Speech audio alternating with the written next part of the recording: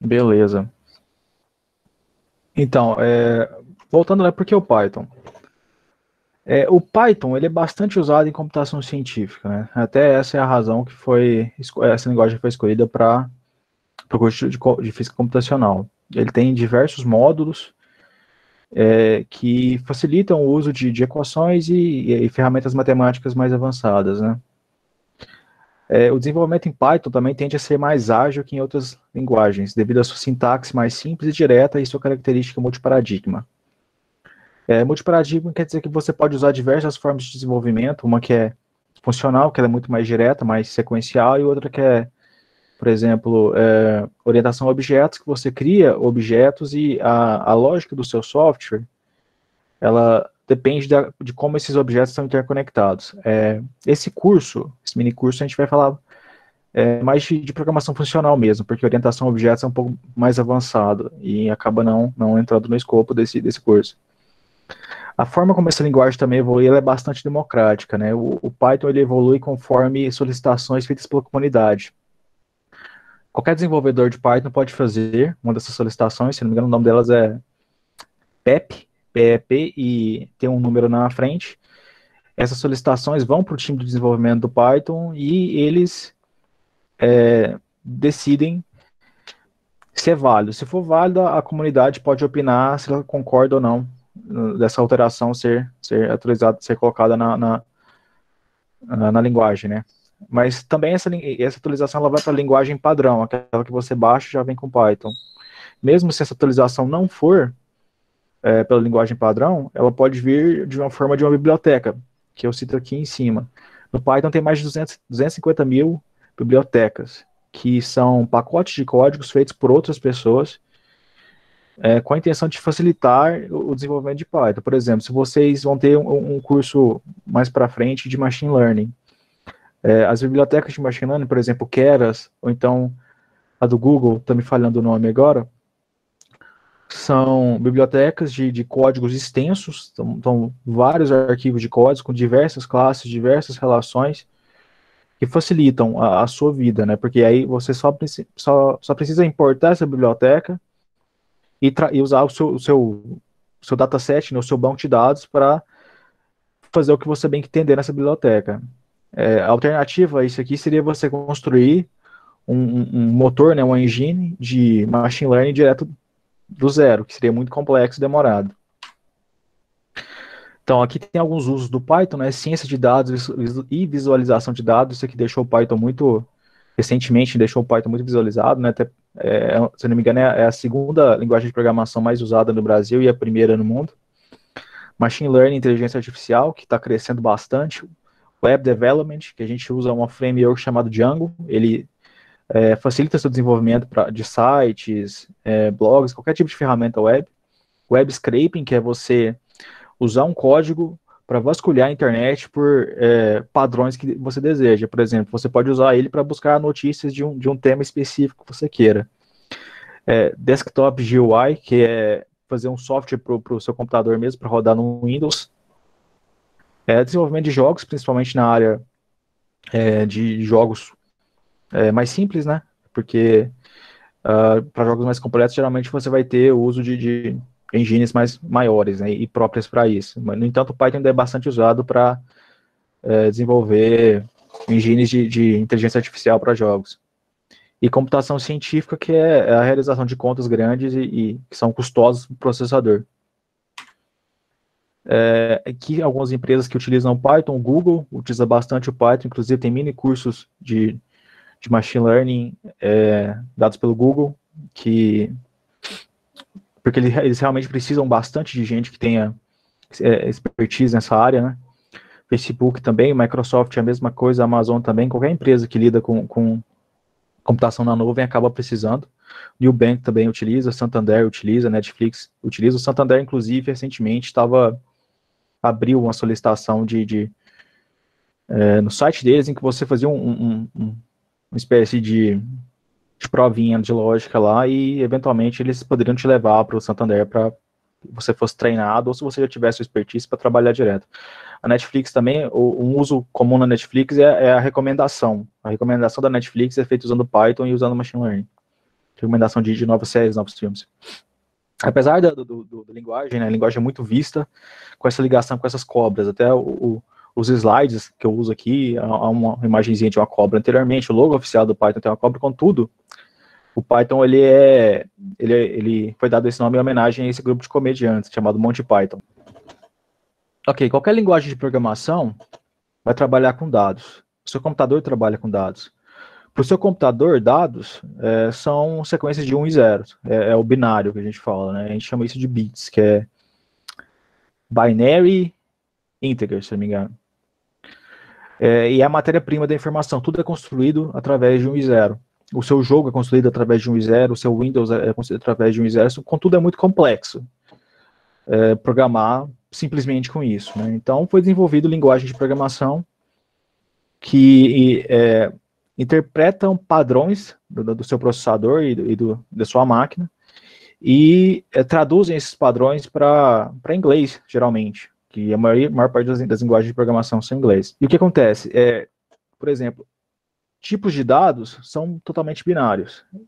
Strings, por exemplo, que é um tipo de dado do Python e de qualquer outro tipo de linguagem de programação, quando você executa o seu código manda a informação que você fez para o seu processador, para o interpretador do Python, por exemplo.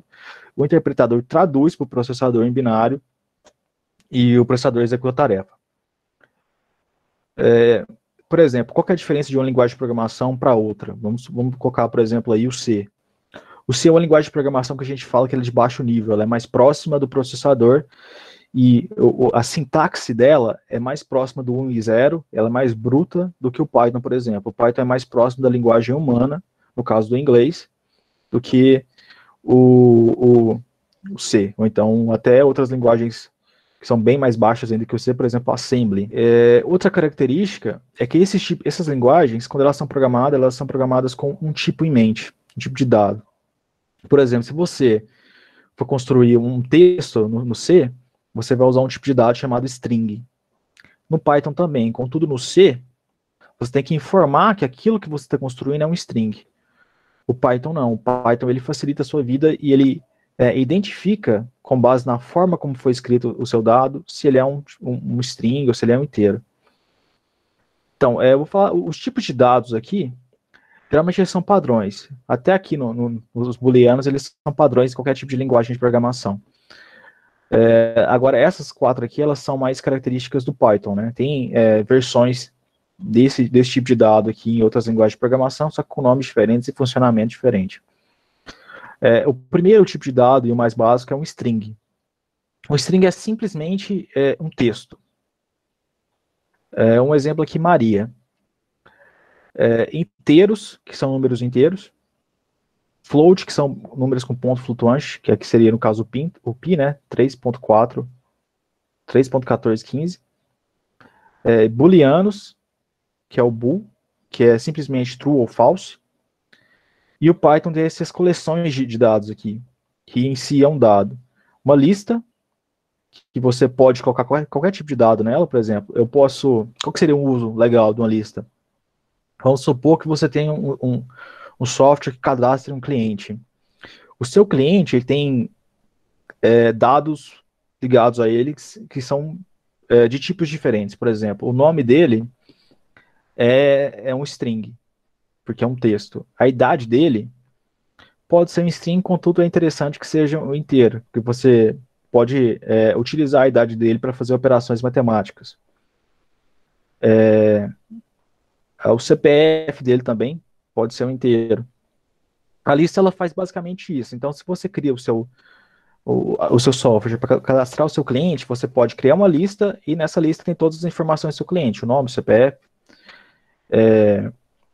As listas elas são mutáveis, você pode alterar e editar as informações delas. Você pode alterar a ordem dos valores. Pode fazer basicamente o que você quiser. As tuplas elas são bastante similares às listas, contudo elas não são mutáveis. Então você não pode nem remover nem adicionar itens. Os conjuntos que funcionam exatamente igual a conjuntos matemáticos, a característica principal deles é que os dados dentro dos conjuntos eles são únicos. Então aqui, ó, na lista, por exemplo, eu poderia ter 0, 1, 1. Na tupla também, no conjunto não. O conjunto, se eu colocasse 0, 1, 1, ele excluiria 1 e seria simplesmente 0, 1. E dicionários, que são formas de armazenar um dado de uma forma mais similar a um banco de dados, né? Que aqui eu tenho a sintaxe dele é similar a um set, um conjunto, e ele é separado em chaves e valores. As chaves, elas são usadas para você buscar os valores de um dicionário. Então aqui elas são guardadas em sets, em conjuntos, então elas também têm que ser únicas, elas não podem ser repetidas. Aqui eu tenho um zero na chave, um string zero, e eu ligo ele a um número zero.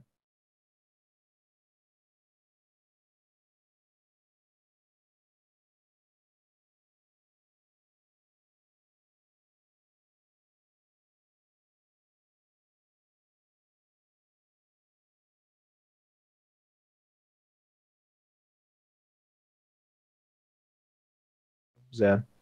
Eu vou mostrar para vocês agora um pouco no Spider. Se você não abrir o Spider, é simplesmente abrir o Anaconda Navigator, clicar em Launch, ele vai entrar direto. Eu vou fazer o seguinte, vou imprimir primeiro para vocês usando o print. O software mais básico da programação, que você geralmente faz em qualquer tipo de linguagem nova, no Hello World. Usando o Spider, você entra o seu código, se você quiser executar, você clica nesse Run File aqui, nesse triângulo verde, ou você aperta F5. Se eu executo isso aqui, ele vai aparecer aqui, ó. Aqui eu tenho um console de informações Python, inclusive eu posso fazer operações Python sem ter qualquer tipo de ligação com esse lado daqui. Aqui, por exemplo, eu posso somar um valor e ele me dá a resposta rapidinho. Então, tudo que eu digitar aqui, que é minha tela principal, para codificar no Python, no Spider principalmente, ela vai aparecer aqui, quando for executado. Ok? Isso aqui é basicamente o código mais simples possível que você possa fazer. Certo, eu posso imprimir essa informação aqui, mas essa informação que eu coloquei na tela, totalmente digitada por mim. Isso aqui não é um software, na verdade, é somente uma apresentação de um string. Se é um string, eu posso colocar basicamente qualquer coisa aqui. Então, print curso. O Python, tudo que você coloca dentro do print e dentro dessas aspas duplas, ele considera um string. Eu também posso usar aspas simples, caso seja necessário. Aqui, ele vai imprimir a mesma coisa, curso. Se eu precisar, por exemplo, usar uma aspa simples dentro da minha string, por exemplo, vamos supor que você queira imprimir algo um texto que diga alguma coisa de posse, né, em inglês, que tem um apóstrofo ou alguma coisa. Então, eu abro aspas duplas e seria algo assim, Joe's. Dentro de aspas duplas eu uso uma aspa simples. Isso aqui ele vai considerar como um string normal. Agora, se eu tivesse aspas simples aqui, ele consideraria aqui, ó, aqui uma string e aqui uma variável e aqui o começo de outra string. Beleza, ele está dando um erro aqui, por quê? Porque essa forma aqui, ó, de imprimir uma variável não é correta e, segundo, eu estou colocando essa parêntese aqui como um string também. Certo, mas o que é uma variável? Uma variável é simplesmente uma informação na memória do seu computador que guarda uma informação, um tipo de dado. Certo, eu escrevi Hello World ali, mas suponha que você tenha um software e você queira entrar uma informação para imprimir, você não queira que essa informação já esteja no código, o seu usuário vai entrar com essa informação. Você vai ter que guardar ele em algum lugar, na memória do computador, dentro de uma variável. Então, eu tenho aqui uma letra A, e assim que eu coloco um igual só, eu estou falando que eu estou atribuindo alguma coisa a essa letra A. Se eu abro um string aqui, eu estou atribuindo um string a essa letra A. Se eu executar isso aqui, ele não vai fazer nada, ele não está imprimindo, ele não está fazendo, ele está somente criando isso aqui e colocando na memória. Se eu vier aqui em Variable Explorer, deixa eu aumentar, aqui eu não consigo aumentar. Ele criou uma variável aqui do tipo string e ele ligou essa informação, esse hello world, na memória a essa variável A. Isso aqui é um string. Se eu quiser criar um inteiro, eu vou colocar B, por exemplo, igual a 15, pode ser qualquer coisa que eu quiser, só não qualquer letra que eu quiser, na verdade, né?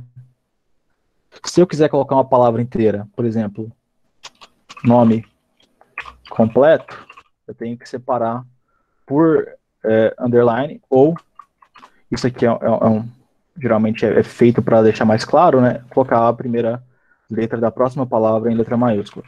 Se eu colocar espaço aqui, ele vai reconhecer como duas variáveis e ele vai dar erro. Então, sempre que você for criar uma variável, tem que ser somente um único texto. Ele não pode ter espaços. Então, por exemplo, nome completo,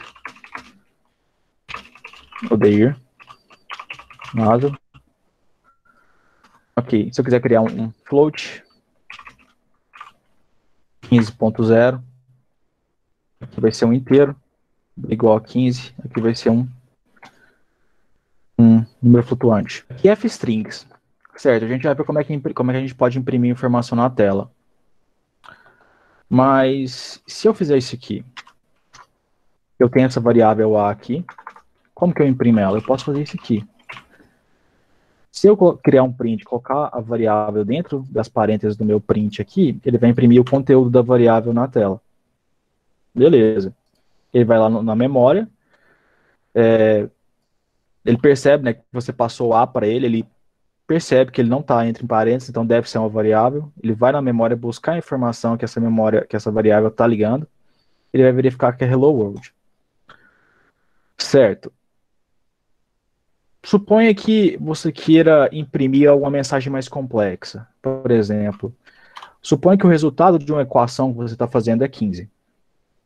E esse resultado dessa equação ele vai ser guardado nessa variável B aqui. Deixa eu apagar isso aqui. Totalmente guardado nessa variável B. Certo. Se eu fizer um print normal, ele vai imprimir um texto normal. E não imprimir o que está dentro da variável.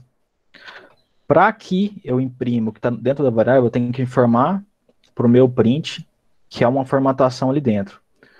Para fazer isso, eu coloco um F aqui atrás, isso aqui é de formato de string, esse F. E aqui eu não chamo a variável normal, porque se eu fizer isso aqui, ele mais uma vez vai imprimir somente o resultado é B. Eu coloco ela entre chaves. Quando eu faço aqui, eu estou informando que o que está dentro de chaves aqui é uma variável B e ela está na minha memória. Quando eu executar, ela vai dar, o resultado é 15. O F é o seguinte, o F ele se chama formato de string. Ele está dizendo para o seu comando print que o que eu estou colocando aqui dentro não é um texto, não é somente um texto. Ali dentro do que eu estou colocando no print tem um conteúdo de uma variável. Se eu tirar esse F aqui, eu vou executar novamente, ele vai imprimir as chaves e o B. Por quê? Porque sem o F, o print interpreta isso aqui como simplesmente fosse um texto. É somente um texto para ele. Quando eu adiciono um F, eu estou dizendo que tem uma formatação dentro do texto. Beleza, se tem uma formatação dentro do texto, o meu print vai procurar por chaves. Isso aqui é padrão desse comando. E o que tiver dentro dessas chaves, ele não vai considerar texto, ele vai considerar como uma variável. Ele vai lá na memória buscar o conteúdo que está nessa variável. Então, ele vai entender como uma variável. É o seguinte, está vendo esse B aqui que eu criei? Esse B aqui, a gente chama ele de variável. Ele é um atalho para uma memória, para uma informação que está salva.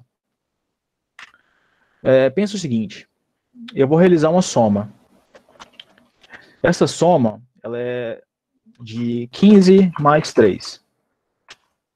Se eu executar isso aqui, ele vai me dar essa informação, 18, certo?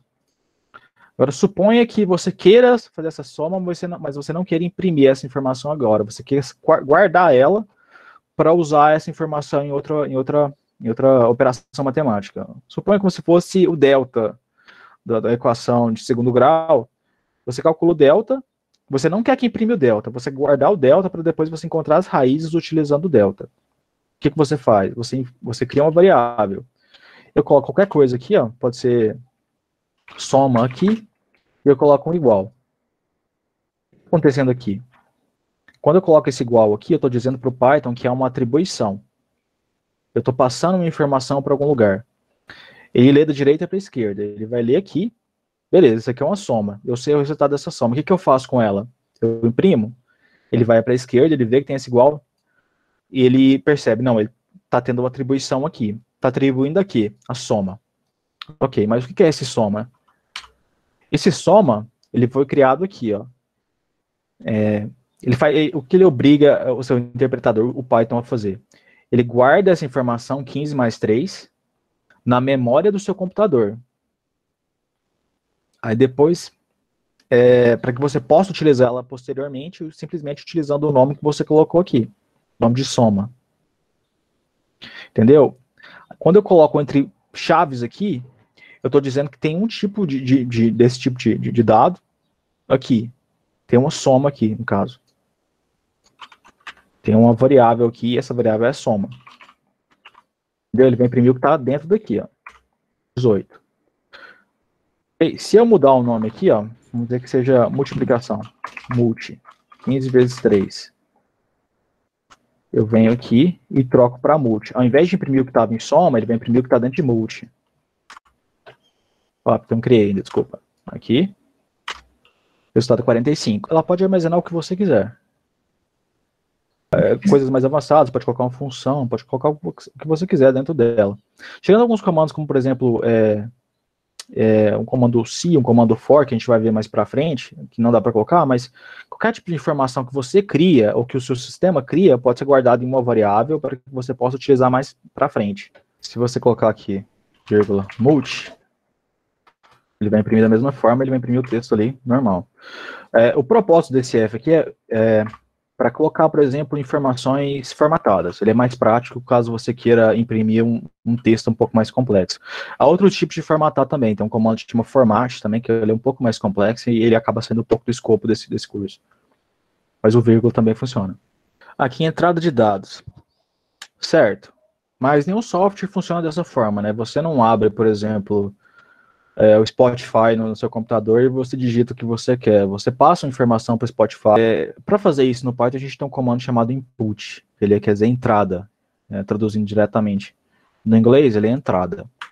Como que o input funciona? Ok, o comando em si, ele é simplesmente isso aqui, input e digite algo. Se eu fizer isso aqui,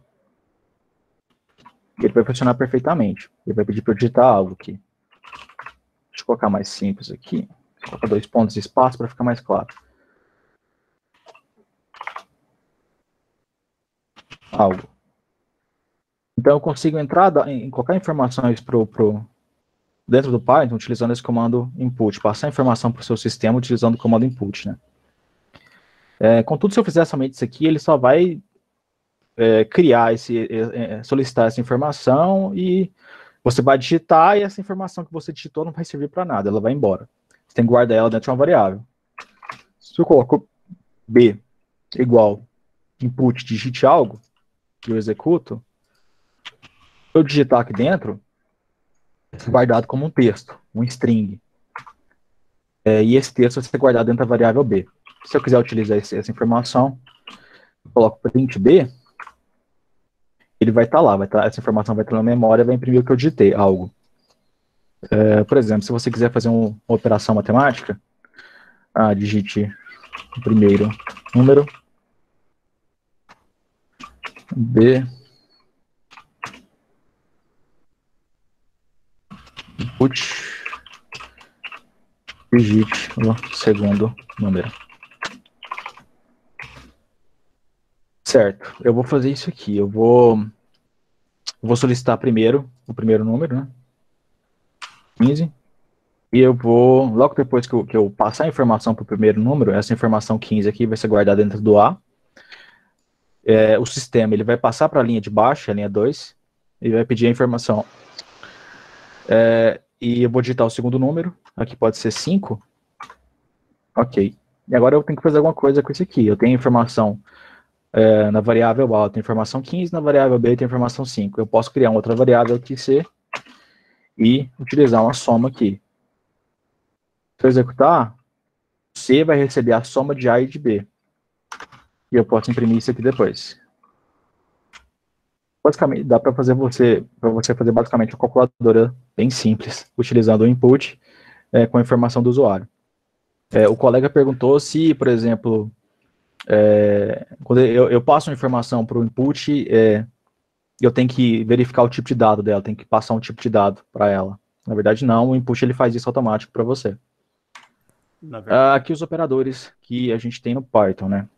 Adição é padrão, A mais B, subtração é padrão também, D menos B, multiplicação, asterisco, C, padrão em computação, divisão, barra, o valor, se necessário, e a potência, F, asterisco, asterisco 2. Então, um valor A igual a 5, B igual a 2, C, A menos B, resultar em uma subtração. Se eu imprimir o C, o resultado vai estar ali normal. Esse aqui é bem padrão, galera. A única característica que vocês podem ter uma certa dificuldade em programação é esse igual aqui. O igual, em programação, pelo menos no Python, ele quer dizer atribuição. Eu estou atribuindo a informação que está aqui do lado direito à variável que está no lado esquerdo. Se eu quiser comparar dois valores, eu tenho que usar dois iguais. Então, C é igual a B. Eu vou perguntar se A menos B, 5 menos 2 igual a 3, é igual a B, 2. E ele vai imprimir aqui embaixo falso, porque não é. Então, se vocês quiserem verificar se dois valores são iguais, tem que usar dois iguais. A potência C, por exemplo, asterisco, asterisco 2. Se eu fizer isso aqui, ele vai elevar o C, o valor que está dentro de C, ao quadrado. Se eu imprimir D aqui, a potência, geralmente, ela é utilizada, esse asterisco, asterisco, que é um atalho que vem do Python. O Python ele tem essa potência guardada aqui. Há potências mais precisas em outras bibliotecas. O NumPy, que a gente vai ver mais para frente, tem uma função de potência nela. A divisão D, por a variável, né, D é igual a D dividido por 5, ele vai guardar a informação aqui, eu vou imprimir E aqui. 8. É uma pergunta para vocês. A informação que estava em D aqui, ó, eu vou imprimir ela, é 9. Eu vou dividir 9 por 5. 9 é um inteiro, 5 é um inteiro. Se eu dividir um inteiro por inteiro, qual que é o tipo de dado que esse E vai ser? Então, o que acontece é o seguinte, como uma divisão 9 por 5 não vai dar um resultado inteiro, ele vai transformar automaticamente no float. Então, o E aqui, ó, ele vai imprimir um float para a gente. Sempre que vocês forem realizar qualquer tipo de conta matemática, então uma função um pouco mais complexa no Python, tem que ter atenção a essas modificações que a linguagem faz automaticamente para vocês, para evitar erro. Aqui os operadores, a gente fala sobre aqui o igual, né? O Python, o operador igual quer dizer recebe, então aqui é uma característica curiosa do Python, olha o seguinte, de programação, né? Um nome igual a Maria. O que tem aqui? Tem uma variável nome recebendo uma variável Maria. Se eu coloco entre aspas, eu estou criando uma variável nome e estou passando o conteúdo, um string Maria, para lá. E aqui a verificação com dois iguais. Agora, um operador bastante importante para quem lida com computação científica, com matemática, com física principalmente, é o operador mod. Uma operação mod, eu acho que eu tenho, não, eu não tenho um resuminho aqui. Operação mod, ela lida com o resto de uma divisão. Contudo, no Python, em programação, se uma divisão tiver um resto, tiver uma divisão inteira, por exemplo, aqui eu tenho 10 dividido por 5, dá 2. Qual que é o resto dessa divisão? 0. Suponho que eu tenho, por exemplo, agora 11 dividido por 5.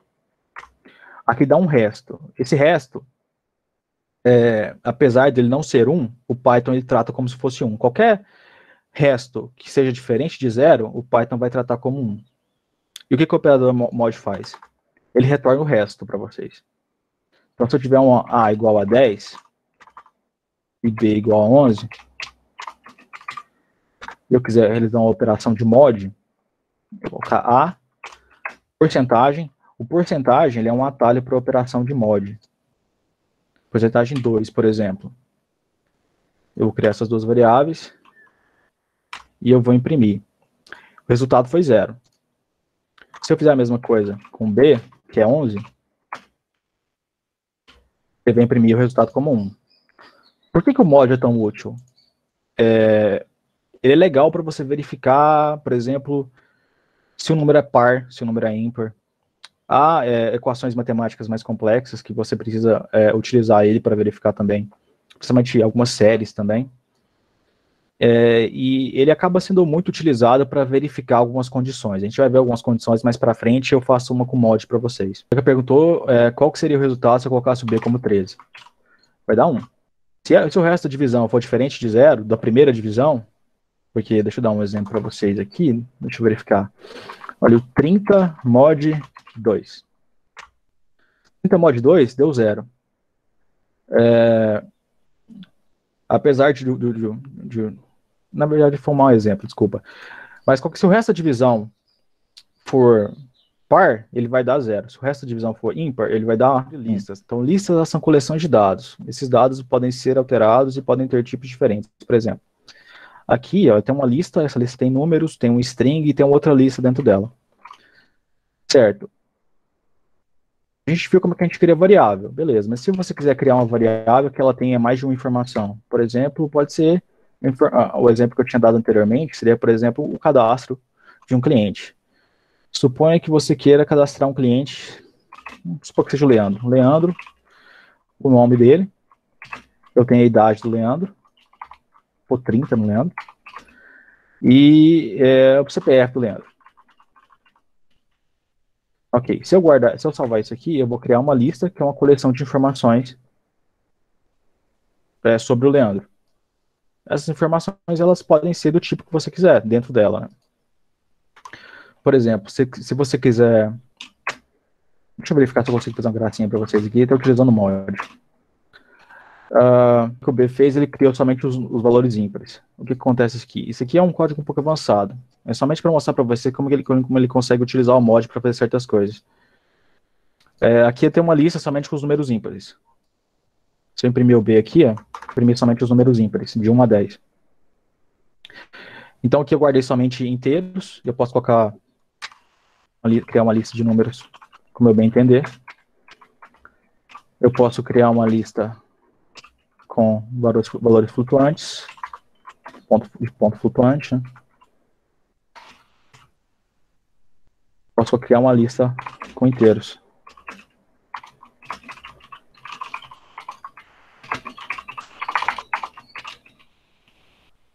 Qual que é a sintaxe de uma lista? Ela é a variável onde você quer guardar ela, né? Você abre colchetes e você coloca a informação que você quer separada por vírgula. Uma lista é interessante para guardar conjuntos de informações que são coerentes, né? Por exemplo, se você tiver, aqui no caso, né, um cadastro, as informações de um cadastro, então os inteiros de 1 até 5, aqui eu criei à toa, né? E aqui, nomes de amigos meus. Então, quando eu criar essa informação aqui, eu vou criar uma variável, e dentro dessa variável, eu só tenho texto, eu não tenho outras variáveis. Contudo, eu posso fazer o seguinte, eu posso criar uma lista E, dentro dessa lista E eu coloco as listas B, C e D. E eu acabo criando uma lista de listas. Então, uma lista é uma forma de você guardar a informação. Essa informação é separada por vírgula. Quando eu crio uma lista, o que acontece? Ele gera essas informações, e essas informações, elas são atribuídas a elas um índice. Esse índice começa em 0 e vai até o valor final da lista. Por exemplo, eu tenho aqui o nome Leandro. Leandro aqui está no índice 0. Número 30 está no índice 1. e esse CPF que está no índice 3. Então, eu tinha criado uma lista com os inteiros de 1 a 5. Essa lista, o inteiro primeiro, 1, é atribuído à posição 0. O inteiro 2 é atribuído à posição 1. O inteiro 3 é atribuído à posição 2. O inteiro 4, posição 3. Então, sempre começa o índice, né, a posição sempre começa contando zero. Isso que é padrão para o Python. Na menos que você crie um objeto diferente, a contagem dele vai ser sempre começar em 0 e até a posição final. A posição final é o tamanho da lista que você criou menos 1. Eu criei uma lista com 5 unidades, é o tamanho dela, aqui a posição final, né? O tamanho dela é 5, 5 menos 1, 4, é o valor final. Vamos supor que eu tenho essa lista B. Se eu quiser remover uma informação da lista B, eu vou usar essa sintaxe aqui, essa notação. Eu chamo a lista B, essa lista B é um objeto, o tipo desse objeto é lista. Quando eu tenho um objeto dessa forma, em programação a gente chama qualquer tipo de informação que tem não só informação, mas comportamento de objeto, eu posso chamar comportamentos para ele. Então eu tenho a lista B, se eu quiser remover um valor da lista B, eu chamo b.pop, ele vai remover os 5. Quando eu mostrar aqui para vocês a lista novamente, ó, ele removeu 5. O que estava na posição 4. Se eu quiser remover uma posição específica, porque ele remove sempre o último valor da posição, o último valor que está na última posição da coleção. Se eu quiser remover, por exemplo, a primeira, eu passo o índice onde essa informação está. Então, se eu quero remover a primeira da lista, eu passo o índice 0, e quando eu chamar o pop, ele vai remover o 1. Se eu imprimir o B aqui, 2, 3, 4. Se eu quiser inserir uma informação na lista, eu chamo o append. Eu vou colocar a informação 999. E, ao imprimir a lista B, eu tenho a informação nova, 999 no final dela. Se eu quiser colocar uma informação na posição específica, eu tenho que chamar o insert. E o primeiro valor que eu passo para o insert é a posição onde eu quero inserir. Colocar na posição 1. Colocar o valor 90. E se eu imprimir o B aqui, ele vai ter colocado o valor 90 na posição 1. Uma característica do append do insert é que ele não substitui o valor. Ele adiciona o valor e ele passa o valor para frente, os valores anteriores para a direita, né, a posição deles. Então, antes eu tinha 2, 3, 4, quando eu inseri o 90 aqui, o 2 continuou na mesma posição, o 3, o 4 e o 999 tiveram a posição deles adicionada em 1, e o 90 entrou naquela posição. Então é o seguinte, um vetor, ele possui características diferentes da lista, principalmente em operações que seriam, no caso, matemáticas, né? Por exemplo, eu tenho a lista P aqui, eu tenho essa lista C. Eu vou remover essa informação aqui, 6, 7, 8, 9, 10.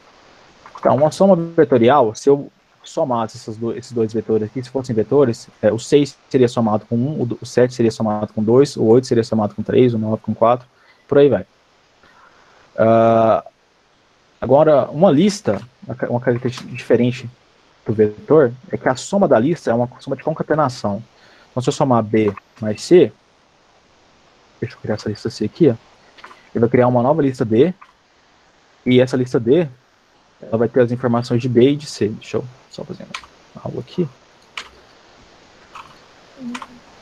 1, 2, 3, 4, 5, 6, 7, 8, 9, 10. Então, ao invés de somar, fazer uma soma vetorial, ele só pegou essa lista aqui e adicionou ao final dela os valores dessa lista aqui. Vetores, quando a gente trata com vetores, a gente usa uma biblioteca que chama NumPy. Aí ele cria um tipo de objeto diferente que ele chama array. A gente vai falar sobre isso mais pra frente. Mas você pode transformar uma lista no vetor, só que dá um trabalhinho legal. Por exemplo, se eu tiver uma operação no vetor, se eu multiplicar o meu vetor por um escalar, ele vai multiplicar cada posição do vetor por esse escalar. Se eu fizer isso numa lista, ele vai criar duas listas iguais. Então ele propaga o valor da lista e cria duas vezes. Se eu fizer vezes 10, por exemplo, aqui, ó, eu imprimir o D, ele vai ser uma lista gigante com uma pancada de valor. Slicing. Certo. Se eu quiser pegar um valor específico de uma lista, eu tenho essa lista criada aqui, eu vou essa anotação B, abro colchetes e eu coloco a posição do valor que eu quero pegar. Se eu quiser colocar pegar o valor 1, eu vou passar a posição dele, que é 0, ele vai me retornar 1. Se eu quiser pegar a posição 4, vai ser o 5 ali, vai me retornar 5. Se eu quiser pegar um intervalo de posições, eu uso a seguinte anotação. Abro os colchetes, como se eu estivesse pegando um índice aqui, pelo índice, e eu coloco a posição inicial que eu quero pegar do 1 até a posição. Se eu quiser pegar, por exemplo, até o 5, levando em conta que uma lista começa na posição 0 e vai até a posição 4, essa aqui específica, porque tem 5 unidades, eu tenho que colocar 5. Porque se eu colocar, deixa eu retornar para vocês verem, é 2, 3, 4, 5. Ele pegou daqui para frente. A característica do slice é o seguinte, se eu colocar 4 aqui, ó, que seria o padrão para essa posição, que, ó, lembrem, 0, 1, 2, 3, 4. O 5 aqui, ele está na posição 4. Se eu colocar até o 4 aqui, ele pega até o que está na posição 3. Porque o slicing, ele faz a seguinte conta dentro dele. Beleza, eu quero pegar da posição 1 até a posição 4. Quais são os valores que eu preciso pegar? Qual a quantidade de valor que eu preciso pegar? Seria B, o valor final, menos 1, seria 3. Se vocês separarem, quando eu imprimir aqui, ele vai retornar somente 3 valores. Então, deixa eu fazer uma lista um pouco maior.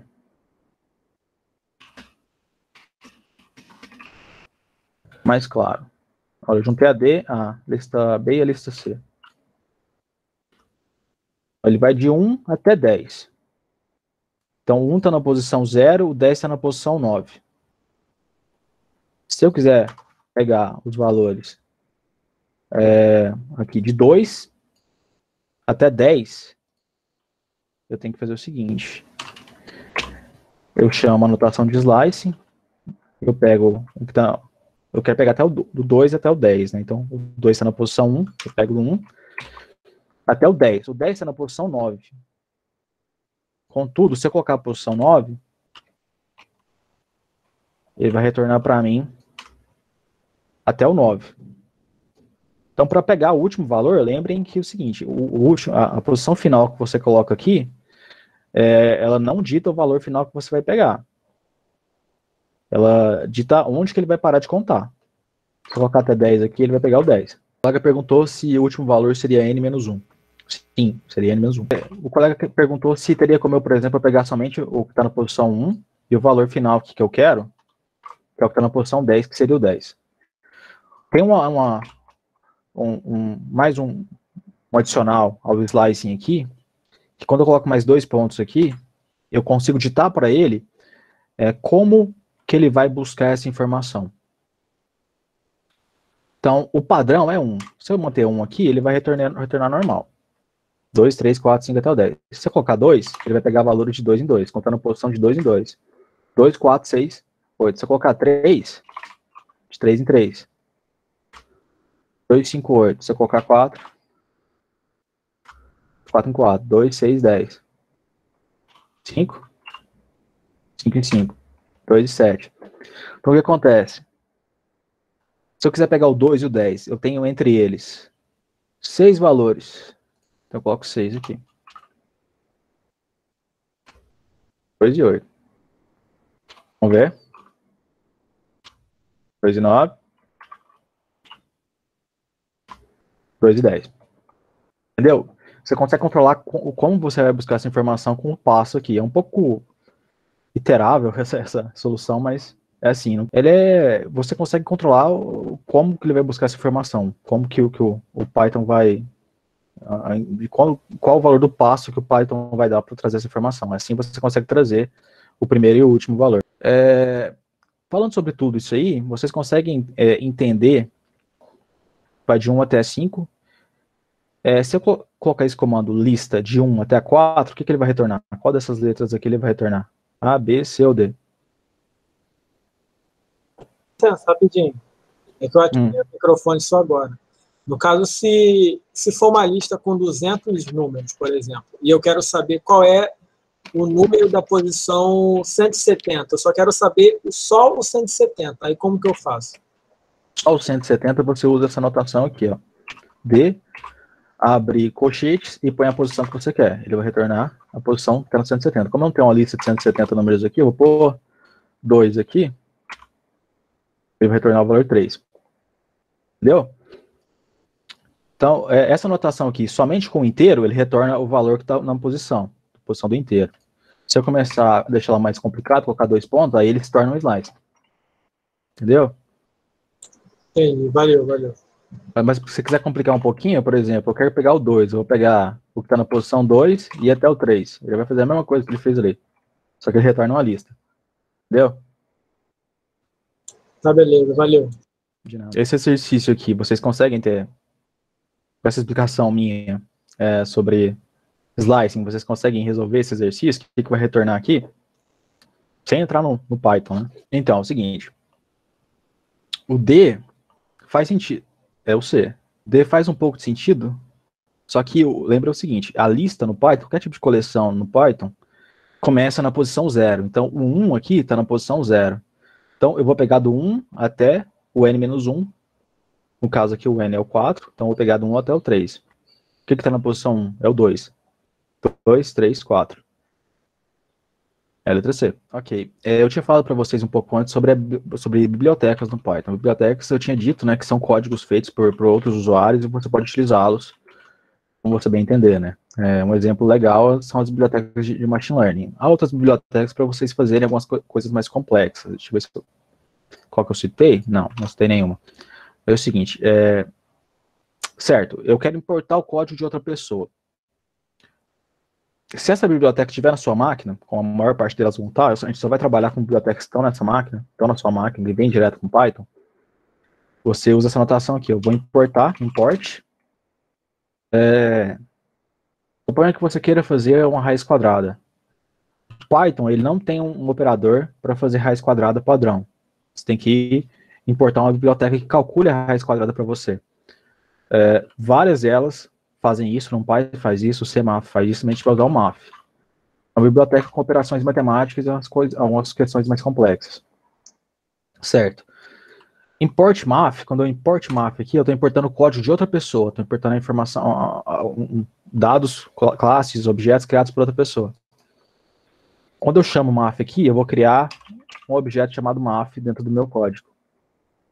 E MAF ponto, eu coloco ponto, eu consigo acessar as informações que estão nessa biblioteca. Então, se eu quiser calcular, por exemplo, a raiz quadrada, eu vou chamar sqrt, square root, abro parênteses e chamo, por exemplo, 9 aqui. Ele vai retornar 3 para mim. O MAF também tem, por exemplo, o cosseno. E ele também tem, por exemplo, π. Constante π, não sei até que ponto é calculado. Aqui ele calcula uma função cosseno para você. MAF, por exemplo, ponto seno, mesma coisa. Sim. MAF ponto π. Ele vai calcular o seno para vocês. Isso aqui é interessante vocês terem em mente, porque para os cursos posteriores vocês vão trabalhar muito com importação de biblioteca, muito código já feito por outras pessoas, porque se você fosse fazer do zero ia demorar bastante, além de ser bem complexo. Outras bibliotecas, por exemplo, eu vou importar outra biblioteca aqui, que é a Random, que ela lida com valores pseudo-randômicos. Ela usa uma função, acho que na verdade, se não me engano, é uma equação diferencial para gerar valores semi-aleatórios. Por exemplo, random ponto. Random ponto, eu estou chamando esse objeto que eu importei aqui, e o ponto vai deixar eu acessar as informações que estão dentro desse objeto. Se eu quiser, por exemplo, pegar o randint, ele vai pegar um inteiro, aleatório, dentro desse intervalo que eu criar aqui, de 1 até 5. Se eu rodar, 2, 1, 3, 5. Há outras funções também, por exemplo, vou criar uma lista aqui. Quando, por exemplo, tem uma função que ele embaralha essa lista para você. Isso aqui é bastante usado em machine learning, ciência de dados, porque você acaba tendo que pegar amostras de informações que são aleatórias. Então, se eu usar a função shuffle, ele vai embaralhar a lista para mim. Aí, o que acontece? Ele pegou e ele embaralhou a minha lista diretamente no objeto. Se eu imprimir ela de novo, ela vai estar 4, 3, 5, 2, 1. Se eu rodar de novo, ele vai embaralhar ela de novo, ele vai dar aqui. O mais interessante que vocês vão usar em cursos posteriores é a sample. A sample, ele vai pegar uma amostra para você, ele vai retirar uma amostra aleatória para você. Eu tenho essa lista de 5 valores aqui, eu vou passar ela, vai ser minha população, e o tamanho da amostra que eu quero uma amostra de 2 valores. Se eu rodar, vai trazer uma amostra de 2 valores aleatórios. Se eu rodar de novo, aleatório, 5 e 1. Há códigos feitos por desenvolvedores terceiros e eles disponibilizam para a gente. Quando eu chamo o import aqui, ó, e se esse código estiver na sua máquina, no caso esses dois aqui vocês têm, porque eles vêm com Python. Eu chamo o import e ele vai trazer essa informação para mim, ele vai buscar direto da minha máquina. Você tem uma biblioteca chamada math. O gente, colega pediu para explicar de novo o shuffle. O random é uma biblioteca e dentro dessa biblioteca tem diversas funções que tem como característica principal delas a aleatoriedade. O shuffle, o que ele faz? Ele embaralha uma coleção.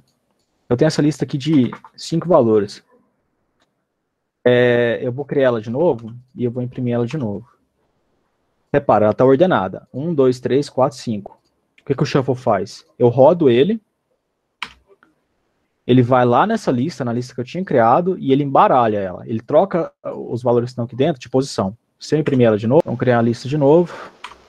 Deixa eu imprimir ela. E vou embaralhar ela de novo. Aqui ele embaralhou. Deixa eu aumentar aqui de novo. Aqui, eu criei a lista, eu imprimi ela está com a posição normal, 1, 2, 3, 4, 5. Eu usei o shuffle, ele foi lá e embaralhou ela. A random, o shuffle está dentro de random. Quando eu coloco essa anotação, esse ponto aqui, eu estou buscando uma informação que está dentro desse aqui. Igual o math.py é um valor float e ele vai imprimir o pi aqui. O que acontece? O math é uma biblioteca que é um monte de código, tem um monte de código dentro dessa biblioteca, e dentro dessa biblioteca tem um código que gera o inteiro pi. Desculpa, o valor de pi. Quando eu imprimo aqui, ele está dentro de math, ele vai lá em math e ele vai buscar o pi. É o seguinte, a função de raiz quadrada tem diversas delas em diversas bibliotecas diferentes. Vou mostrar para vocês o do math aqui, depois eu mostro do NumPy no fim do minicurso. Então, se você importar o math, assim que eu importo o math, eu estou dando para o meu código a possibilidade de trazer uma raiz quadrada. Como? Eu chamo o math, dentro do math, ele vai ter uma função que calcula para você a raiz quadrada. Essa função é essa aqui, ó, sqrt. Square root. Raiz quadrada em inglês. A gente abre parênteses e aqui eu coloco o valor que eu quero tirar a raiz quadrada dele. Vou 16 aqui. Se eu executar, ele vai trazer a raiz quadrada para mim de 16 aqui. O Gustavo Martins perguntou, qual o atalho para rodar apenas a linha que está no cursor? Certo. Você seleciona ela e você aperta F9. Então você pode vir aqui e colocar Run Selection on Current Line. O colega tinha perguntado qual que é o atalho para rodar somente a linha que eu estou selecionado. Então você seleciona ela, F9. Beleza? Então, aqui a gente vai entrar um pouco de programação um pouco mais estruturada, né? Então, certo. O que é o comando if? O comando if é uma estrutura condicional. Você cria respostas que serão ativadas caso uma determinada condição seja cumprida. Está até errado aqui. Suponha que você vá ao supermercado comprar um refrigerante, sua mãe lhe dá a seguinte ordem. Compre uma Coca-Cola. Se não tiver, compre um Guaraná. Aqui tem um fluxograma ilustrando a sua odisseia, né, de ir ao supermercado. Certo, você vai ao supermercado, E aqui eu tenho uma questão condicional, porque a forma como eu vou me comportar depende do supermercado ter ou não ter uma Coca-Cola. Então, o que acontece? Suponha que isso aqui seja um funcionário do supermercado, eu vou lá, pergunto para ele se tem Coca. Se ele me responder sim, eu compro a Coca e vou para casa. Se ele me responder não, eu compro um Guaraná e vou para casa. Então, o que acontece? O meu comportamento vai depender dessa resposta aqui. Então, é uma estrutura de condição. Há uma condição que deve ser cumprida para que eu faça ou isso aqui ou isso aqui. Contudo, tem um problema nesse aqui. Alguém consegue perceber se tem um problema que tem nesse fluxograma? Se não tiver o Guaraná, se não tiver nenhum dos dois, o que você vai fazer? Isso, eu vou morar no supermercado, não tem nada para fazer. Então, é uma condicional? Mas então, toda vez que eu for verificar uma condição, criar uma estrutura condicional, eu tenho que verificar todas as alternativas possíveis. Aqui tem uma solução. O supermercado tem Guaraná? Não. Então eu volto para casa de mãos vazias. Certo. Isso aqui é extremamente útil em programação e vai ser extremamente útil para vocês nos outros minicursos. Certo. Eu vou usar até o operador mod aqui. Certo. Suponha que você queira imprimir uma mensagem que vai depender da divisão de 2 inteiros. Se o resto dessa divisão for par, você vai imprimir a mensagem A. Se o resto dessa divisão for ímpar, você vai imprimir a mensagem B. Então eu crio as variáveis. Pode ser igual a 5B, pode ser igual a 3. Aqui é a sintaxe do comando if. Então, if, repare que quando eu coloco um comando do Python, a gente chama de palavra reservada, é uma palavra reservada do Python, if, ele vai ficar roxo aqui no Spider. Em outros IDEs ele fica de uma cor diferente, mas geralmente ele tenta destacar isso aí para vocês. Então, se o B, eu vou fazer uma divisão mod, se A mod B for se A mod B, na verdade se A mod B, ele vai me dar o retorno. Na verdade agora eu pensei, pode ficar um pouco complexo, mas vamos lá, eu explico para vocês. Se A mod B, print mensagem 1. Else print mensagem 2. Então, vamos lá. No Python, quando você... eu tinha falado para vocês do tipo de dado bool, que é isso aqui, ó, que é falso ou verdadeiro. Então, bool false, por exemplo, vai perguntar se bool é false e ele vai retornar false. Que o valor false é false. No Python, o 0, quando eu coloco 0, ele diz que é false. Então, esse exemplo ficou ruim. Desculpa, vamos fazer uma coisa mais simples. Se A for maior que B, eu imprimir essa mensagem aqui. Certo. Qual que é a sintaxe desse comando aqui? Ó? Se ele vai lá, verifica que isso aqui é uma variável, ele vai lá em A, verifica qual é a informação que está dentro dessa variável na sua memória.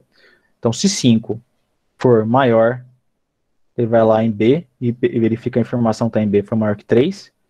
Ele vai imprimir a mensagem 1.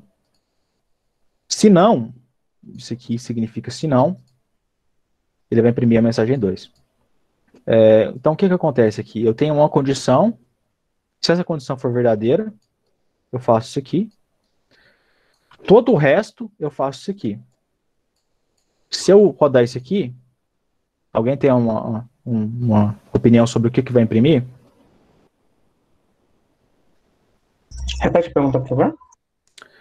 Se eu rodar isso aqui, vocês têm uma ideia do que vai ser impresso aqui no console? Mensagem 1. Mensagem 1. Mensagem 1, isso mesmo. Mas se o B for igual a 5? Não vai printar nada. Certeza? O colega falou que não ia printar nada. Mensagem 2. Porque se os dois são iguais, um não é maior que o outro, então o comando não tem nada o que fazer, certo? Vamos lá.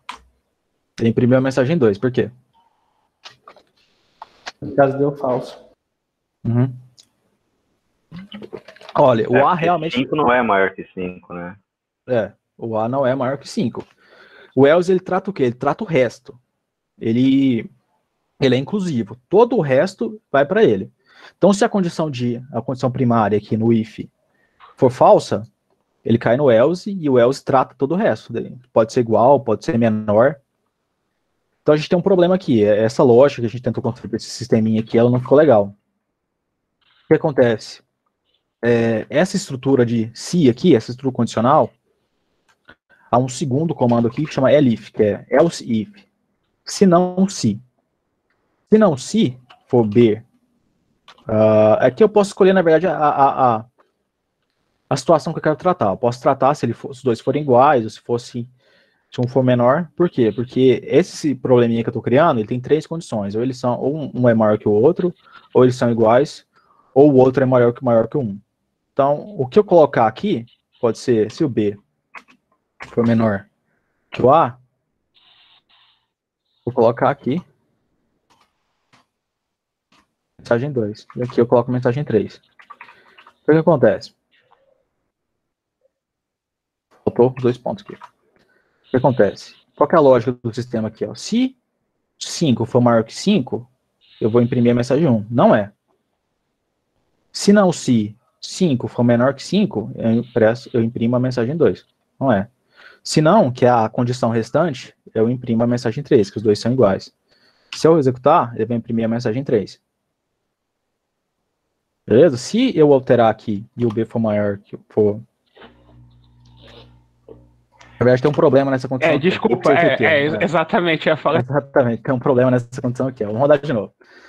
Ok, se o A for maior que o B, mensagem 1. Se o B for maior que o A, que é a outra condição, comparação de tamanho dos dois, mensagem 2.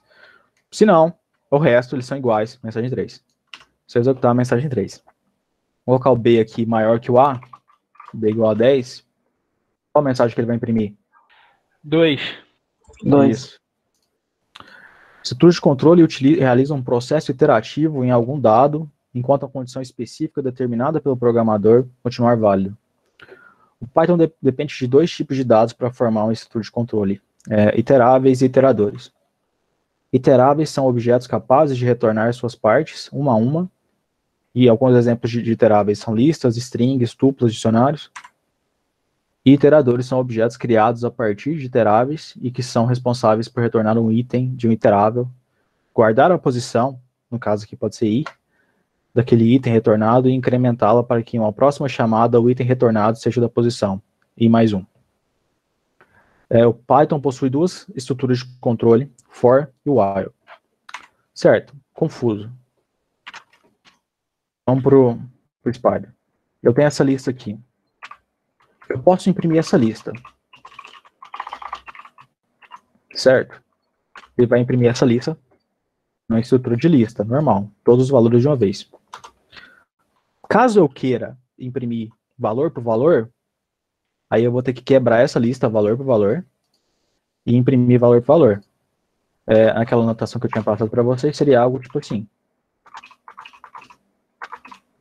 Imprimir o valor que está na posição 0, o valor que está na posição 1, o valor que está na posição 3, posição 3, posição 2, posição 4. Se eu rodar, ele vai imprimir 1, 2, 3, 4, 5. Então, tudo dá muito trabalho. Vamos supor que essa lista aqui não seja uma lista com 5 posições, seja uma lista com 200 posições. Não dá, não é prático fazer isso aqui. Para isso, a gente tem comandos iteradores. O comando for, por exemplo, ele vai passar nessa lista, vai pegar valor por valor e vai tratar valor por valor conforme você bem entender. Se eu quiser imprimir o valor, ele vai imprimir. Se eu quiser incrementar esse valor, ele vai incrementar. Qual que é a estrutura desse comando for? Então, aqui, ó, para qualquer posição, eu vou chamar de i, pode ser qualquer coisa, estou chamando de i, mas pode ser índice, pode ser posição, na lista. Beleza, aí aqui, aquela mesma estrutura do if, separado por 4 espaços, ou um tab, se estiver no Spider. E aqui eu trato, como eu bem entender, as posições dessa lista. Então, assim que eu criar esse comando for aqui, ó, ele não vai estar trabalhando mais com essa lista inteira, vai estar trabalhando como posição em posição, certo? Ok, se eu quiser, por exemplo, imprimir valor por valor, print, posição, e vai vir aqui, começar na posição 0, vai lá, vai verificar qual que é o valor que está na posição 0. Ah, é o 1. Vai imprimir para mim. Depois ele vai verificar que aqui embaixo não tem mais nada, vai voltar aqui para cima, vai verificar na posição 1, o que está lá? Tem o 2. Eu vou imprimir o que está na posição 2. Então ele acaba fazendo a mesma coisa de uma forma muito mais prática. Tem o Python Tutor aqui, ele é muito bom para visualizar isso.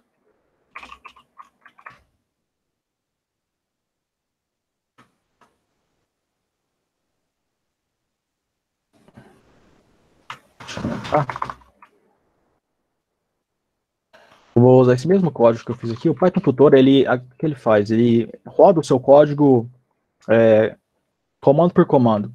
Não só o seu comando, mas o comando que vai para o processador. Então, se eu executar esse código aqui, ó. Vai dar eu. Por quê? Cadê a lista, filho? Ah, é verdade, cadê a lista? Nossa. Ok, eu tenho esse comando aqui e ele vai criar minha lista. Agora tá certo.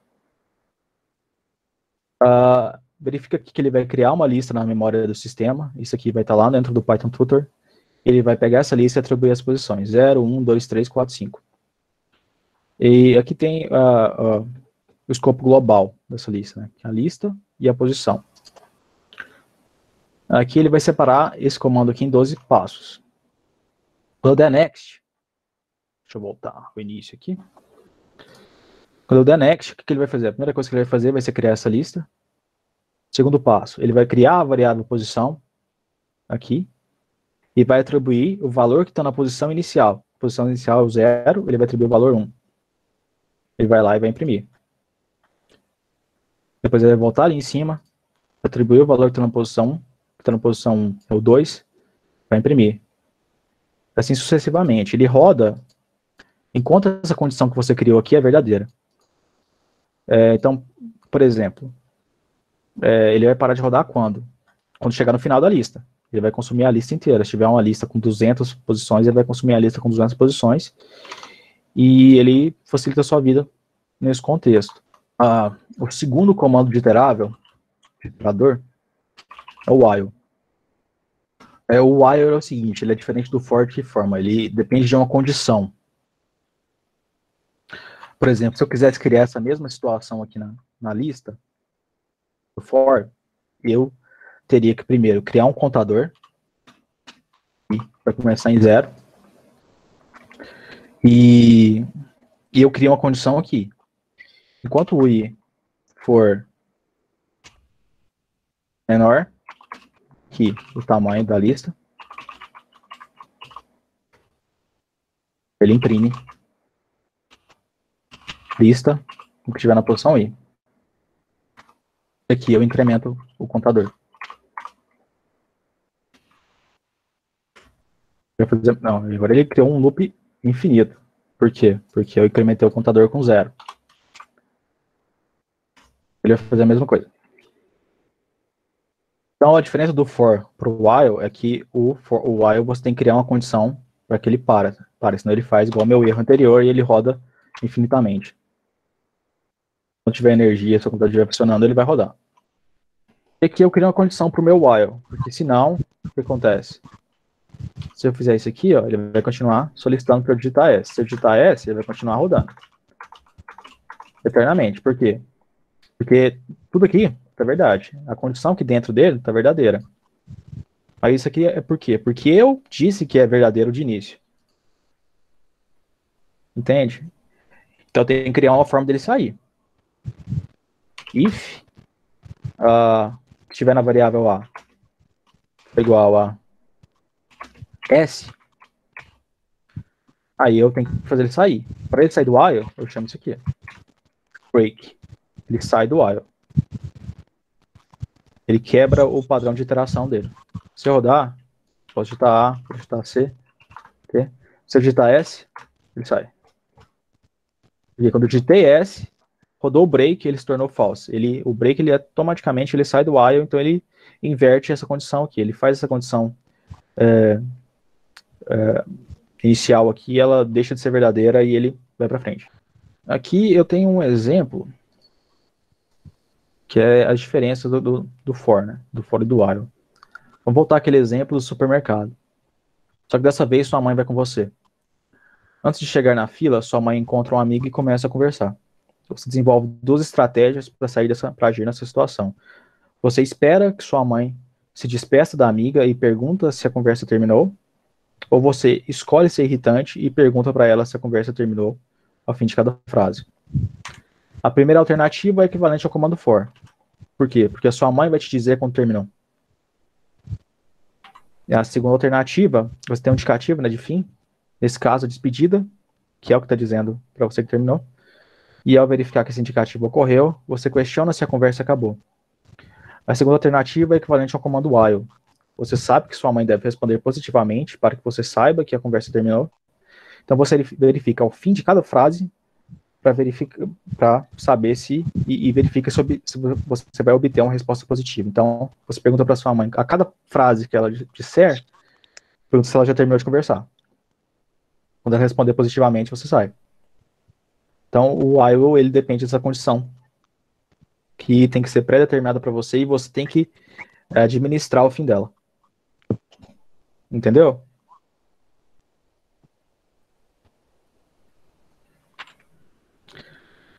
Aqui tem um fluxograma de estrutura de controle, em que aqui eu tenho um comando, ele entra aqui, vai ter uma condição, se essa condição for falsa, ele retorna e ele roda o comando novamente, até que essa condição seja verdadeira e ele saia.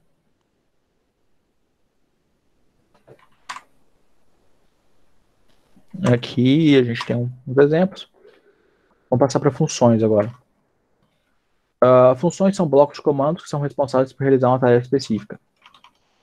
A gente já trabalhou com funções até agora, em que, por exemplo, quando eu chamei o import math, que eu calculei uma raiz quadrada, isso aqui é uma função criada por outra pessoa.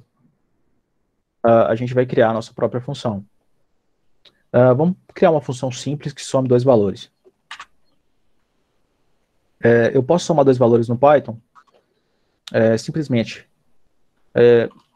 declarando um valor, colocando esse operador de soma e declarando o segundo valor. Ele roda, ele vai imprimir normalmente. Contudo, o seu software ele vai ser variável, né? Ele vai rodar e ele vai depender de valores diferentes, conforme, dependendo de cada usuário que vai estar utilizando. Então a gente faz o quê? A gente cria uma variável, a gente atribui esse valor a essa variável. O B recebe 5, o A recebe 5 e o B recebe 2.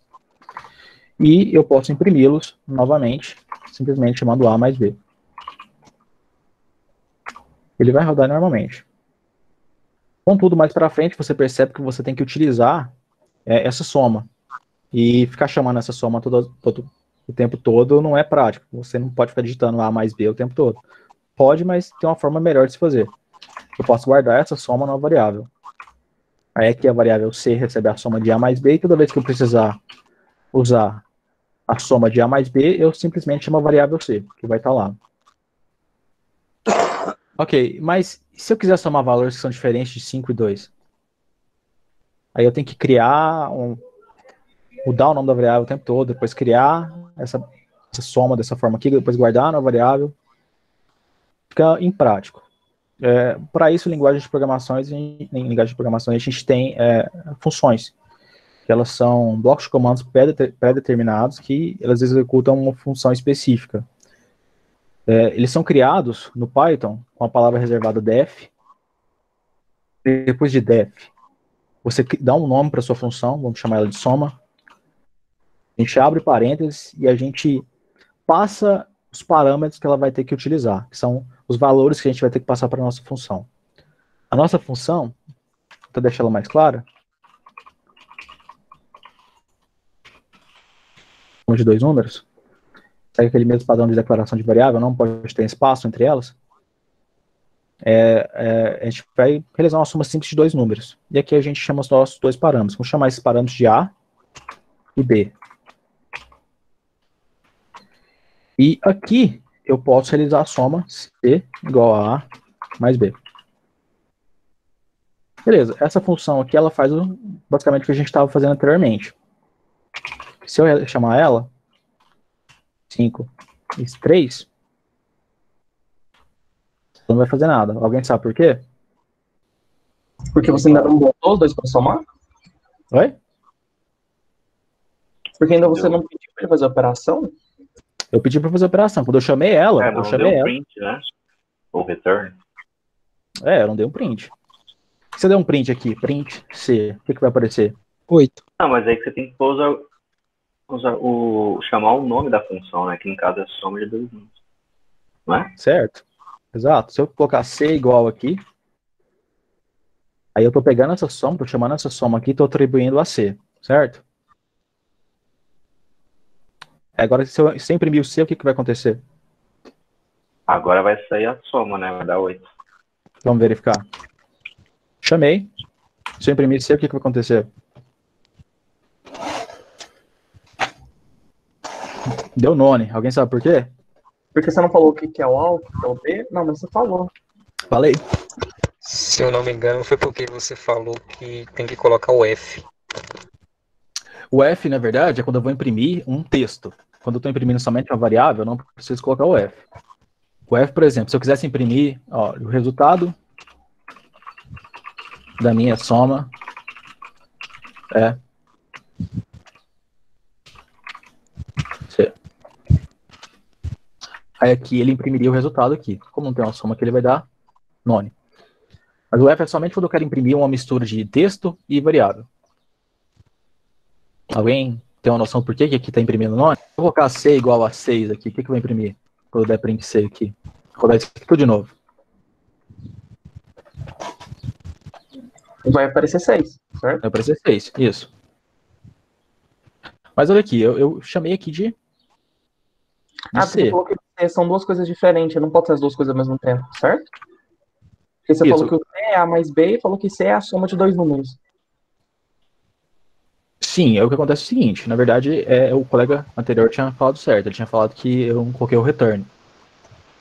O que acontece? A função, ela tem um escopo. O seu código normal também tem um escopo. Quando eu estou programando aqui, por exemplo, se eu chamo C igual a A, e C igual a 3, por exemplo, A igual a 1, sei lá, e eu crio uma função aqui, essa função ela vai imprimir, e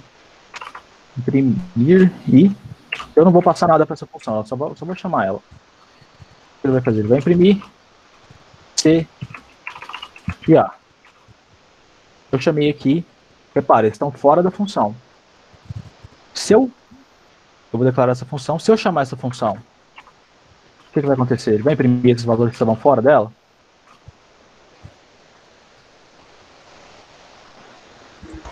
Não, porque não estão dando a função. Ele imprime. O que acontece? É o seguinte, você está programando aqui. A sua função, ela está dentro do escopo geral do seu código. O valor C e A também está dentro do escopo geral do seu código. Dentro da função, ela tem um escopo próprio. No entanto, ela consegue voltar para o escopo anterior e pegar as informações que estavam no escopo anterior. No caso, C e o A. Por isso que ela imprime. Ela consegue passar de escopo para escopo. Se eu fizer isso aqui, e o que ela vai imprimir agora? Opa.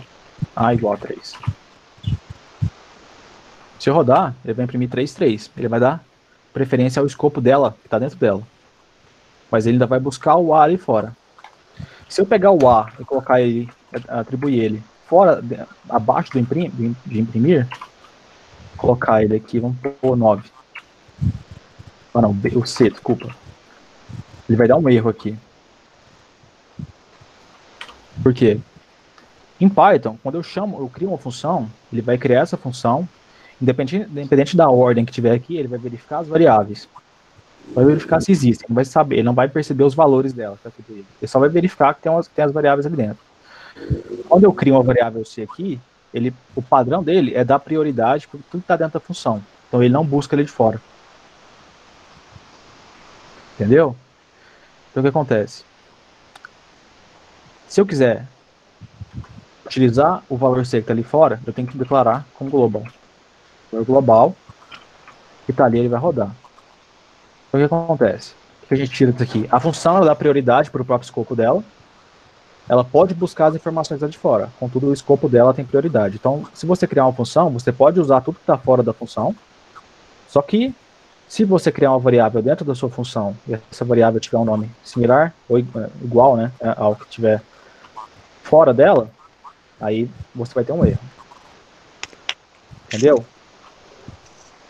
Se eu imprimir aqui, ó, ele vai imprimir novamente, vai imprimir C igual a 3A igual a 3. Depois que eu imprimir, ele vai atribuir o valor 9 ao C. Então ele não vai imprimir o C igual a 9. Deu para entender? Isso é confuso, mas é necessário que vocês entendam para evitar alguns errinhos. É como se a função, ela sempre olhasse para depois dela, e o print sempre olha para antes dela? Como se fosse isso? É o seguinte, o colega falou assim que é como se a função olhasse para dentro dela e o print olhasse para fora. Imagina duas folhas de papel A4. Você tem uma folha acima da outra, uma um pouquinho mais para o lado. A função, ela está na folha de cima, e a folha de baixo é o seu código interior. A sua função, ela pode acessar as duas folhas, contudo, a folha de baixo não pode acessar a folha de cima. Então, quando eu defino uma função, eu estou criando um novo ambiente para ela aqui dentro. Aqui tem um ambiente, ela existe nesse ambiente, e quando eu crio ela, eu crio um ambiente dela, de coisas que vão existir dentro dela. Entendeu? E ela dá prioridade a tudo que existe dentro dela, apesar dela buscar as coisas lá de fora. Então, deixa eu ver, eu acho que eu consigo fazer um exemplo mais simples aqui. Com um valor A igual a 1, def imprimir, não vou passar nada para ele, e aqui eu vou imprimir o valor A. Eu chamar a função de imprimir. Você vai imprimir o valor que está dentro de A. Por quê? Porque ela consegue acessar tudo que está fora dela. Ela não consegue acessar outras funções, mas o que está fora da função, dentro do lugar onde ela existe, ela consegue acessar. Se eu fazer o seguinte, colocar A e atribuir o valor 2 para ele, ela vai verificar que tem um A dentro dela e ela vai dar prioridade para aquilo que existe dentro dela. Eu vou rodar de novo, ele vai imprimir 2. Se eu pegar o A e adicionar ele aqui fora, A igual a 3, antes de você rodar essa função, ela vai verificar tudo que está dentro dela, ela vai verificar que tem uma variável A, e ela vai verificar que eu estou usando essa variável antes de atribuir um valor para ela, apesar de ter essa variável aqui de fora. E ela vai dar esse erro. Conseguiu entender? Sim, ficou mais claro. Obrigado. Não de nada. Tudo que você criar dentro da função, ela vai dar prioridade àquilo. E aqui é a mesma coisa. Só que é o seguinte, eu criei o variável C aqui, só que eu criei dentro da função. E eu não consigo acessar essa variável C fora da função. Eu tenho que retornar ela. Eu uso essa palavra reservada return, e quando eu chamar a minha função, ela automaticamente vai retornar o valor que está dentro dela. Então, se eu fizer o seguinte, eu tenho essa função, eu vou guardar o retorno dela em uma variável. Soma de dois números, vou passar 5, 3. Quando eu executar, ela vai fazer a soma e ela vai guardar o valor dentro da variável C. Entendeu? Ela faz a operação e ela guarda a operação dentro da variável. Contudo, você tem que retornar. Suponha que essa soma de dois números, ao invés de retornar C, ela retorne 5.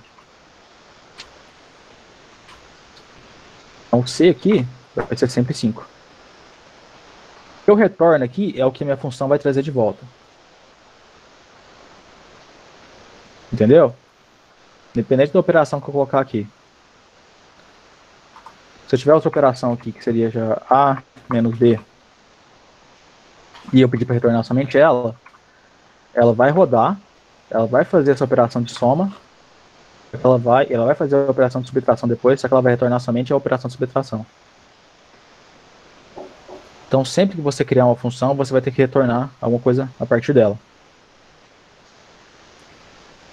Deu para entender? Sim, deu para entender.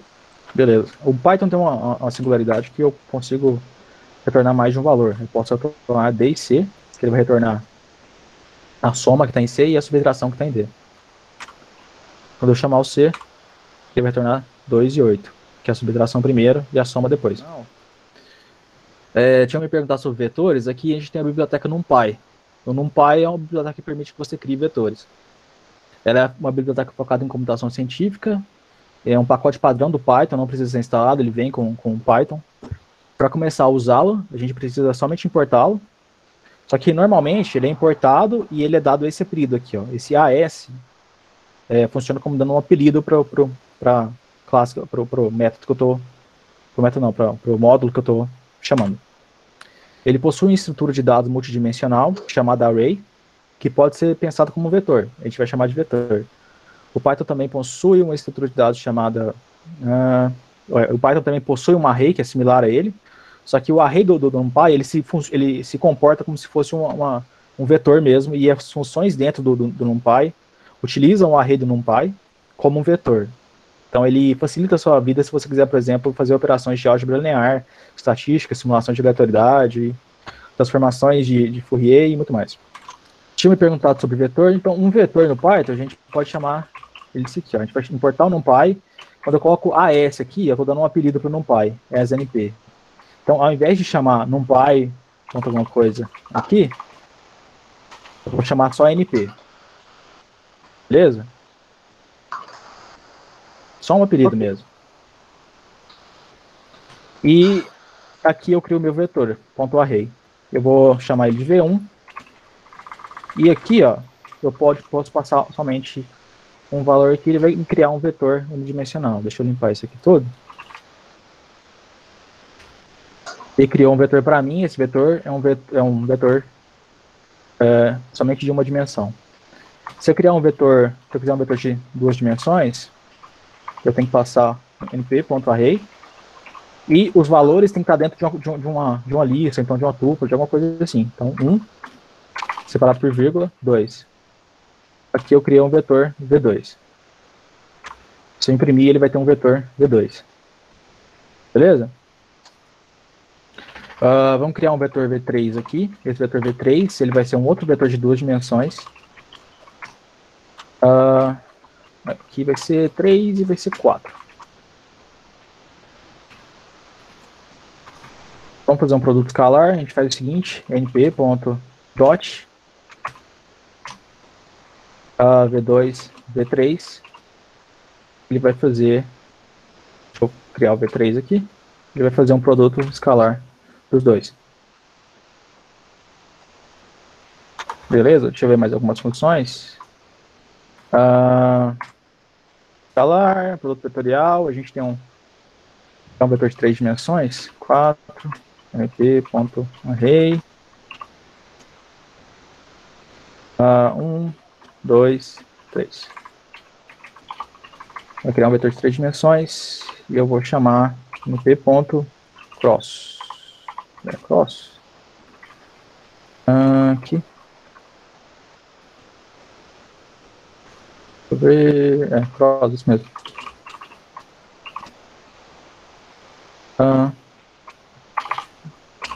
V4. Eu preciso de uma matriz, na verdade. 5 igual a np.array. Vou criar um segundo vetor. 5, 6. Vou passar o V5 para ele. E aqui ele vai fazer. Porque não está definido aqui. Vamos para um argumento P. Foi aí agora. Tá. É por causa disso aqui. Eu não tenho que passar ele dentro de uma coleção. Ele fez um produto vetorial para mim. Então tem diversas funções de álgebra linear, de geometria analítica aqui dentro, que você pode utilizar em computação científica.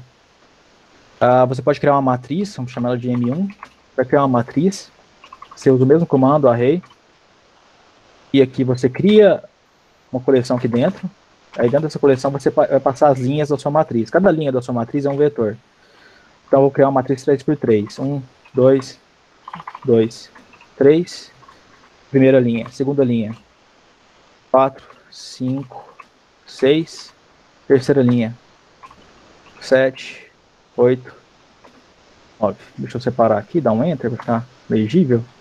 E aqui eu crio uma matriz 3x3. Se eu imprimir ele vai ter uma matriz normal. Ele entende que essa notação aqui, ó, é uma matriz. E vamos lá. Se eu quiser eu posso fazer operações com matriz também. M1.t maiúsculo, eu transponho a matriz. Se eu digitar M1 aqui e colocar ponto, ele vai me mostrar todas as funções possíveis de uma matriz. Vamos pôr essa minha aqui de média, vamos ver o que acontece. Nunca utilizei. Um valor médio. Vamos lá. Para operações de álgebra linear, a gente tem dentro do NumPy um outro módulo chamado linalg. Então, eu chamei de np.linalg. Aqui eu tenho funções de álgebra linear. Eu coloco o ponto novamente, eu posso utilizar minha matriz aqui para calcular o determinante, por exemplo. Ele retornar o determinante da minha matriz. Tem outras funções também, vamos ver. Aqui os eigenvalues aqui, eu passo a matriz novamente e retorno os eigenvalues da minha matriz, os autovetores e autovalores. Eu posso usar também ele para calcular aqui, olha, eu posso usar sistema de equações também utilizando o NumPy. Vamos supor a equação aqui 3x mais y, colocar ela comentada, e a segunda equação é x mais 2y. E eu quero encontrar o y que vai fazer o x e o y que vai fazer essa equação de cima ser igual a 9 e a de baixo ser igual a 8. Vai dar um trabalho do caramba para fazer no papel. Aqui você consegue fazer simplesmente usando o solve. Só que o que eu faço? Primeiro eu vou criar aqui um array que, deixa eu verificar com a matriz, np.array. Aqui dentro eu vou criar uma matriz, essa matriz vai ser 2x2. Eu vou colocar aqui dentro os coeficientes dos valores do x e do y da matriz, da equação de cima. 3 e 1, da de baixo, 1 e 2. E B eu coloco os resultados, np.array. Eu coloco um vetor normal. 9 e 8. Eu vou criar esses dois aqui. E eu passo como os parâmetros para o solve. Ele vai resolver para mim. X igual a 2 e y igual a 3. E é basicamente isso, galera. O básico é um pouco isso aqui. Eu sei que ficou um pouco confuso, eu também estou aprendendo agora, mas qualquer dúvida eu estou aí para tirar para vocês. Mas, em resumo, o que vocês precisam saber mesmo, ter noção para os próximos cursos, seria isso aqui. Contudo, eu aconselho vocês a continuar estudando, porque ele acaba... A prática mesmo que faz você ter um pouco de habilidade nisso aqui. Então era basicamente isso. Obrigado. Obrigado pelo parabéns. Eu estou orgulhoso de mim também, porque deu 300 pessoas aqui, eu fiquei nervoso. Vamos lá. Aí, galera, mesma coisa, vou repetir. Eu estou no WhatsApp lá, qualquer tipo de dúvida. Podem falar comigo. Eu tenho uns livros aqui também, que eu consegui de formas que não deveriam ser... Não aconselho vocês a fazer, porque é legal, mas eu tenho alguns livros aqui. Aí me falem também que eu tenho livros para o pessoal que está começando agora, que são bem práticos para aprender do zero. Tem livros também mais avançados, tem livros de aprendizagem de máquina, de ciência de dados. E reforço, precisar tiver alguma dúvida, precisar de ajuda, me fala. Odeir, a Milena Bueno fez uma pergunta aqui, acho que foi no outro grupo. Odeir, dê uma dica para quem nunca trabalhou com Python. Como instalar, por exemplo? Instalar o Python? Isso. Olha, para instalar o Python, de cara, eu te aconselho a começar pelo Anaconda, porque o Anaconda instala o Python para você e ele configura as variáveis de sistema dentro do ambiente próprio do Anaconda. O que acontece? Se você instala o Python direto, você vai instalar ele no seu sistema e ele pode ter algum tipo de problema com o Python que já está no seu Windows, porque o seu Windows já tem programas que utilizam o Python para rodar. Então, se você instala o Python de novo sobre isso aí e você acaba alterando algum tipo de variável de ambiente dentro do seu sistema, dentro do Windows mesmo, você pode gerar problemas. Então, se você está iniciando agora mesmo, eu te aconselho a instalar o Anaconda, porque ele acaba pegando a sua mão e evitando que você cometa esse tipo de erro. A primeira pergunta, a dos livros, eu tenho eles no meu Drive, me manda uma mensagem no privado que eu compartilho com vocês. Sobre instalação do Python no Linux, lá no próprio site da Anaconda tem as instruções no Windows, no Mac e no Linux. E no Linux é basicamente você baixar um arquivo e fazer a instalação pelo terminal, seguindo os comandos. Baixa um arquivo .sh, se eu não me engano, e tem os comandos para você, através do terminal, fazer a instalação do arquivo, e fica bem similar ao Windows. Eu não senti diferença nenhuma. Eu uso tanto o Ubuntu quanto o Windows 10 e eu uso nos dois tranquilamente.